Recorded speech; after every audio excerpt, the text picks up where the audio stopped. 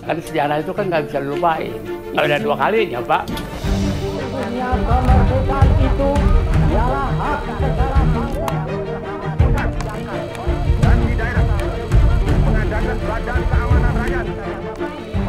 Katanya jangan lupain sejarah. Tapi dari potongan puzzle yang kami kumpulin, nyatanya nggak semua bisa disusun menjadi gambaran yang utuh. Kita semua tahu kan, pengeburan Agustus memang sakral bagi Indonesia. 3 hari, 4 tempat. Mari mereka detik-detik kemerdekaan lebih dalam.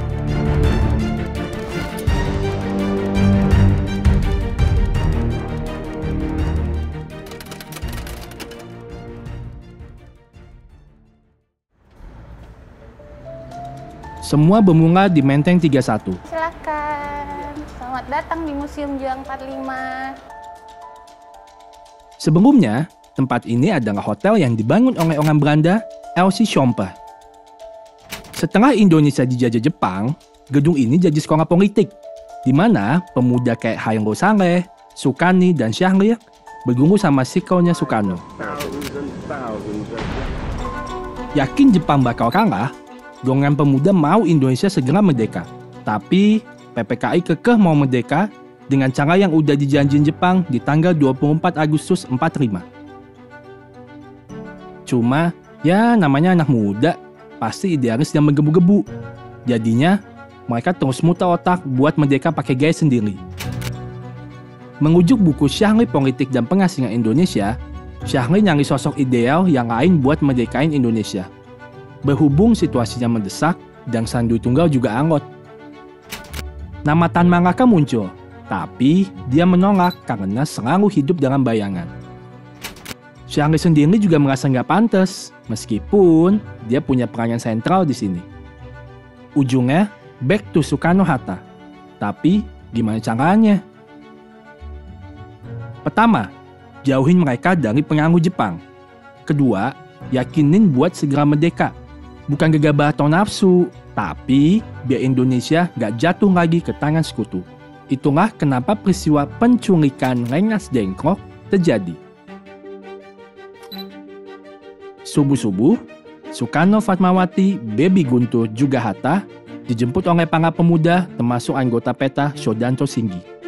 Biar nggak ketahuan Jepang, mereka berangkat pakai seragam PETA. Kenapa Rengas Dengklok?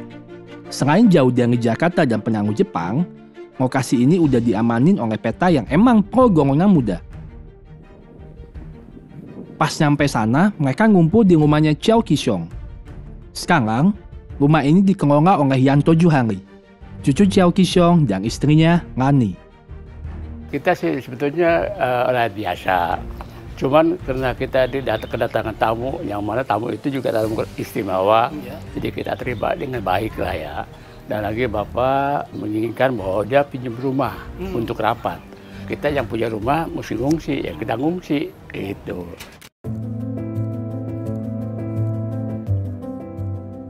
Jadi ini masih asli, dan tidak ada robakan. Kalau dulu kan nggak ada semen, jadinya kalau dibongkar tuh nggak apa utuh. Nah, terus begitu ini kita kedatangan sama Jaga Budaya bilang ini kita bagaimana lestarikan, terus kita semen itu silakan aja, kita kan nggak ada kekuasaan, kan Jaga Budaya yang bisa, silakan. Makanya Jaga Budaya juga kalau ada yang bocor, ada yang apa, ya dia mau bantu gitu ya. Posisinya kita di 3 kali. Nah, Jauh jangkauannya apa? 50 meter. Oh, oke. Nah, 50 meter kurang lebih ya. Itu kita waktu itu di pinggir kali, terus kita di situ sama pengairan suruh pindah karena abrasi terus kan. Ya kita pindah, cari tempat kita. Udah sini aja kita kumpul, ya udah. Balik lagi ke sejarah, di sini Soekarno-Hatta didesak buat bikin Indonesia merdeka secepatnya. Jadi tanggal 16, beliau malam di sini, 16 paginya beliau keluar. Di sana di Tugu itu pemberontak tekad, dia bikin upacara, cuman itu nggak sah kan, karena belum disahkan oleh pemerintah kan. Iya. Sementara itu, di Jakarta, Ahmad Subaju panik. Loh kok Soekarno-Hatta hilang? Habis dapat info keberadaan keduanya, dia caps juga ke Jengkok. Waktu jemput Soekarno-Hatta, Soebardjo sempat cekcok sama para pemuda. Udah balik, katanya. Soalnya Soebardjo ngejamin kalau Indonesia bakal merdeka maksimal jam 12 siang besok.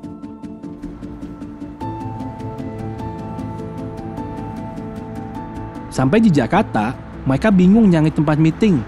Apalagi waktu itu ada aturan jam malam dari Jepang. Untungnya, Soebardjo besti banget sama Laksamana Maeda yang bersedia minjemin rumahnya. Apalagi Soebardjo kerja di kantor penasehat Angkatan Darat Jepang. Meski udah sepakat sama pemuda, Soekarno masih mencoba merdeka lewat PPKI. Dia pun nagih janji kemerdekaan ke para petinggi militer Jepang. Cuma malah nggak dapat jawaban yang memuaskan. Nah, diterima di ruang tamu, ruang pertama di lantai 1 sebagai lantai bersejarah ya. Di ruang tamu diterima, di situ ada obrolan meminta izin terkait penggunaan rumah ini sebagai tempat perumusan naskah proklamasi. Setelah memberikan izin, Bapak Maeda tidak ikut serta dalam perumusan. Jadi beliau langsung izin pamit beristirahat. Kemudian sebelum naik ke lantai 2, Bapak Maeda memberikan satu ruangan khusus untuk ketiga orang tokoh merumuskan naskah proklamasi. Dibacakan oleh Insinyur Soekarno naskah konsep yang tadi untuk meminta persetujuan dari para tokoh. Akhirnya setelah semuanya setuju, muncullah satu permasalahan. Siapa yang harus menandatangani naskah tersebut? Muncul beberapa usulan. Yang pertama itu dari Dr. Teguh Muhammad Hasan, seorang tokoh dari Aceh, mengusulkan kalau semua yang hadir ikut menandatangani. Tapi karena jumlahnya terlalu banyak, jadi tidak representatif untuk semua orang menandatangani. Akhirnya usulan yang digunakan adalah usulan dari Bapak Syahrul Saleh, seorang golongan muda. Beliau mengusulkan kalau yang menandatangani cukup 2 orang saja, yaitu Insinyur Soekarno dan Muhammad Hatta. Sepakat, naskah tersebut ditandatangani di atas sebuah piano yang ada di ruang pengesahan. Pagi-pagi, jam 4 pagi itu selesai, ya maksudnya selesai semuanya sepakat tentang naskah itu.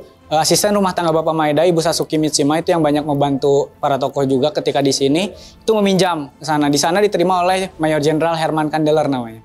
Dipinjamkan hanya untuk mengetik itu dan langsung dikembalikan. Mesin tik yang ada di ruang pengetikan ketika mengetik naskah proklamasi itu bukan punya Bapak Maeda.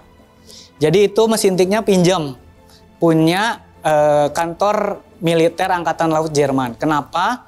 Karena mesin tik punya Bapak Maeda itu hurufnya kanji, jadi saat itu tidak bisa digunakan. Tahun yang tertulis dalam naskah proklamasi dua-duanya itu sama ya, 05 gitu, 05 itu merupakan tahun Jepang gitu. Itu saat Jepang menjajah Indonesia, Jepang itu menerapkan kalender Jepang atau kalender Jimmu namanya untuk penghormatan kepada Kaisar Jimmu. Nah makanya dibuatlah tahunnya tahun berdasarkan kalender Jepang. Itu 660 tahun lebih dulu dibanding kalender Gregorian atau Masehi gitu ya.